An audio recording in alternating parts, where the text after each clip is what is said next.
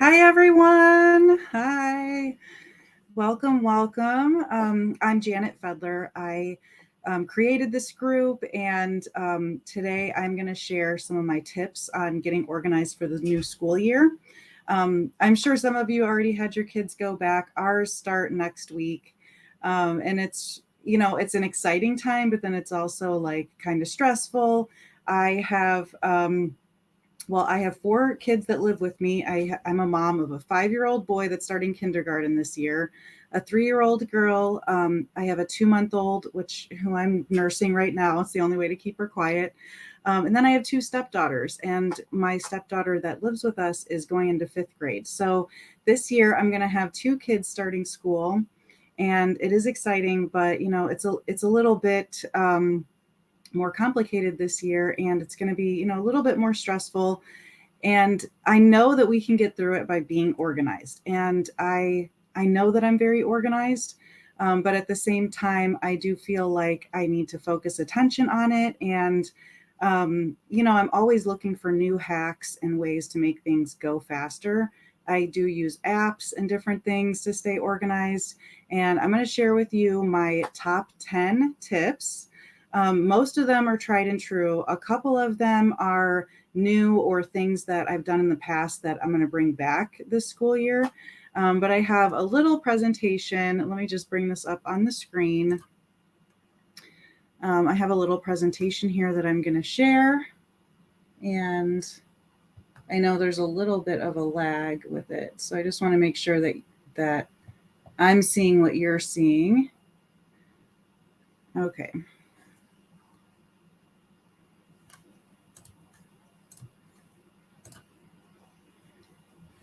Okay, so basically, this is what we're going to go over. Yep, now I'm seeing a little bit of a lag. Okay, here we go. So I have tips on how to get started, how to manage your time, how to dedicate space in your house, and managing your household tasks. And then I do have an extra time-saving tip at the end that I'll share. And that's a hack that I didn't really realize I was doing it. And then I read about it and I'm like, oh, yes. And that's why that works. So I'll share that at the end. But first, we're going to talk about how to get started. So before you even start to organize anything, you really need to go back to last year and identify what your challenges were. And this is something that I just read, this hack. And I'm like, this is such a great idea because, when I think back at last year, we did a lot of things really well. And I'll share those tips. But there were a couple things that I know we could have worked on that would have helped, create less stress, that would have made the mornings a little bit easier, especially with, a 10-year-old. Like, she's getting older, so it's a little bit different, what she needs and also like what she can do in the morning.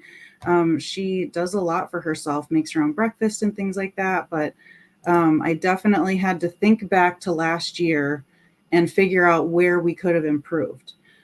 So once you do that and you kind of figure out like what areas you need to work on, then you can start to look at how you manage your time. And this is something that I'm not naturally very good at, but I have learned to be very good at it. When I was in college, I was working full time and I had more than a full load of classes. I had 15 credit hours. And I was able to get through my last year doing both of those things and made honor roll at the end.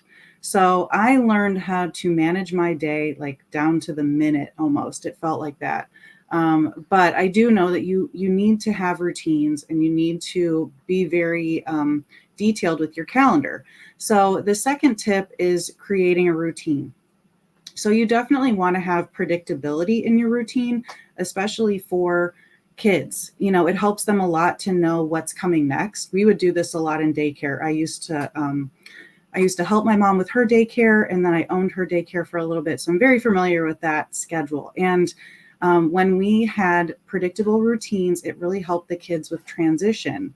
I know that this is going to be really important for my 5-year-old because he's extremely defiant. So I know that it will be a lot easier if we just do things the same every day. Last year, we were excellent at this. I was actually working outside the house a couple days a week doing merchandising, and I was leaving at the exact same time my daughter was getting on the bus. So we had a routine in the morning where she would basically wake up and have breakfast first while I got ready. And then when she was done in the kitchen, she would use the bathroom. I'd come into the kitchen to make breakfast for myself. So we weren't bumping into each other, and it was super helpful. So having that routine, doing the same tasks like in the same order helps a lot. And it helps us parents stay on track too. So then we know like a little checklist. Okay, you finished breakfast. Did you brush your teeth? All right, do you have this together? Are you ready to get on the bus? It just makes the morning go really smooth, and it makes it so that like autopilot can happen a lot easier because you just do the same thing every day. So that solid routine is super helpful in the morning, and it's helpful in the evening too. We have a routine where Eleanor does homework after dinner. So there is no fight, there's no arguing, there's no nothing. I don't want to do homework. It's we eat dinner and she does homework. She knows the routine, and we do it the same every day. Okay, so then the second tip is having a family calendar. So having like one master calendar, and you can do this through a digital app or have a wall calendar. I have both, and I'll tell you, my husband doesn't look at either one. So what I've come to use now is just my Google Calendar, and I will just share.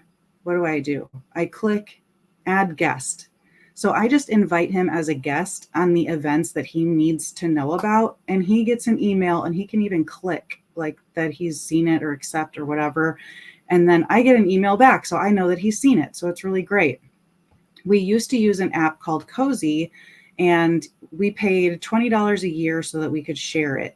And it was great. And you can share the app across Apple and Android, which was really helpful because we had 2 different platforms at the time. And the app does a lot, but my husband wasn't looking at it enough. So it ended up not being as helpful for us. So now I just use my Google Calendar. I have way too much on there. I know he can't handle seeing everything that I manage. So I just invite him to the select few things that he needs to know about. And that helps a ton. The other thing that helps a lot in our family is having like a weekly family meeting. And that's something that I'm going to reinstitute this year. We were so good about it like a couple of years ago and just got off track. So I know with us being busier this year that this is going to be even more important. So I'm going to bring that back. We used to do a little touch base on Sunday nights and kind of run through the schedule and just run through like other to-dos. And it really helped us be on the same page. So I highly recommend doing that if you don't already. And then the next couple tips are about how you dedicate the space in your house. And it's really important to put together a homework center and have it, have the supplies handy that your children need. Make sure that the area is free from distraction, and that it's also an area where you're able to supervise your younger kids. So for us, we just use our kitchen table, and the way we have our routine is that since homework is done after dinner, we just make sure that the little ones leave the kitchen and go play in a different area of the house so that the kitchen is quiet, and then Eleanor can concentrate. She usually does that while I do dishes, which is great. So if she has a question on something, I'm right there to answer. And it will be really helpful when Conrad starts doing his homework too, because I'll be right there, and that's already the routine that we have. The other thing is having like a command center for all of your school stuff, backpacks and other school items. For us, we just use hooks for each backpack and an area for their lunch bags. We keep this like basically between the kitchen and the front door, so it's really accessible. And we have a charging station for iPads right above where the backpacks are hanging, so that helps too. Because I know like Ella, I think she only left her iPad twice last year because it was right there by the backpack and was really easy for her to remember to grab it in the morning. And then the next couple tips are about planning ahead. And this is something that that we will be starting to do more of. So this was an area that I felt like we could work on better to make the mornings more smooth, which I am not a morning person. So I need easy. I need anything to make it, easier, faster, less stressful. With Ella, the thing that was really holding us up were all these outfit changes in the morning.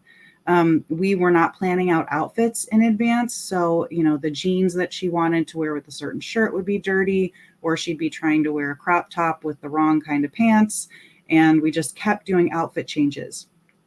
So now we're really going to go through and plan out outfits for the week and then lay them out the night before. So we'll be doing a lot more prep the night before, prepping lunches, snacks, making sure that the backpacks are packed, just to make mornings very smooth. And then the next couple tasks that help with busy school season have to do with our household chores and the way that we plan our meals. So I have the meal planning up here first. So I'll talk about that first. So meal planning. We used to use our Cozy app to plan. I can't remember all that it used to do, but it wasn't enough. So I kept looking for a different app and I found an app called AnyList. And this app is awesome. You can actually import recipes from Pinterest. So if you're like me and you get a lot of ideas on Pinterest, it's really great. You can open up the Pinterest link in your web browser and then you click like an upload or download button and it allows you to import that recipe. And it's not just connecting you to the web page, it's actually taking all the data. So all the ingredients list and the steps to cook it, and it's importing that into the app. And then the great thing is that you can then check boxes on the ingredients that you need to buy, and it automatically throws it onto your grocery list. So the AnyList has your grocery list. It can do to-do lists. It has your meal planning calendar where you actually click the days and you can enter in breakfast, lunch, and dinner on each day. I really only plan out dinner that way. And then you have a whole section that holds recipes. So that app is awesome and it's free. I highly recommend it. It has saved me a ton of time. I am able to plan and cook 5 to 6 meals a week consistently. And we are doing the best now that we use this app. We eat a lot less takeout and we're scrambling a lot less. We feel a lot more prepared. The other thing that can help a lot with housework is working in batches. So this is a productivity tip that a lot of us will do at work, where we're doing similar tasks grouped together instead of, touching one thing or doing one task and then the next day doing, a similar task the next night. So when you're batching your, household chores, you might do laundry all in one night or, mop your floors all in one night. Do similar tasks in the evening, but then you don't have to do them as often throughout the week. So as long as you're like batching and getting through your housework faster, you can do it on less nights of the week, and it's not all going to pile up on the weekends, and you're not going to feel like you have to do cleaning every single evening. So if you work a little bit smarter with the way that you manage like your cleaning and chores, you will have more time to do more enjoyable things or, run kids to sports and different activities and not feel like you are just completely falling behind. And my last tip is another productivity tip. And this is something that I was starting to do. I've been doing it a lot more since I had the baby. She's 2 months old, and I'm trying to be as productive as I possibly can. But I was just reading about it, and it's called the touch it once technique.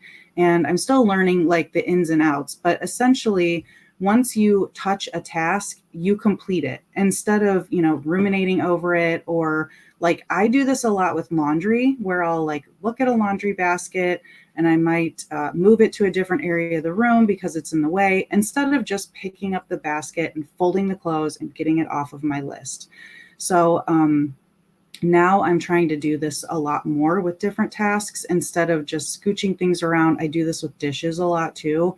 Now I'm just trying to, if I pick up an item or I start a task, to just finish it so that it's completely off my list and I don't have to think about it again.